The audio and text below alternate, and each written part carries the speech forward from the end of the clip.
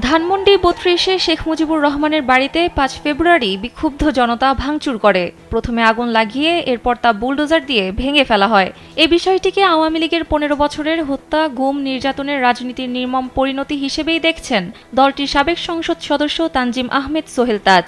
শুক্রবার রাতে নিজের ভেরিফাইড ফেসবুক পেজে এ বিষয়ে একটি পোস্ট শেয়ার করেছেন তিনি। পোস্টে বিগত ১৫ বছরের রাজনৈতিক পরিস্থিতিতে আওয়ামী লীগের ভূমিকা নিয়ে কঠোর সমালোচনা করেছেন সোহেল তাজ। ফেসবুক স্ট্যাটাসে সোহেল তাজের মতে, আওয়ামী লীগ জনরোষে পড়ার পরও শোধরায়নি। তারই পরিণতি ধানমন্ডি ৩২-এ ভাঙচুর। তিনি ভাঙচুরের খবরের স্ক্রিনশট দিয়ে ক্যাপশনে লিখেন, কি নির্মম পরিণতি ১৫ বছরের হত্যা, গুম, খুন, নির্যাতন, নিপীড়ন, গণতন্ত্র ধ্বংস, ভোটের অধিকার হরণ, দুর্নীতি, লুটপাট, লাখ লাখ কোটি টাকা অর্থ পাচার এবং জুলাই-আগস্ট গণহত্যা করার।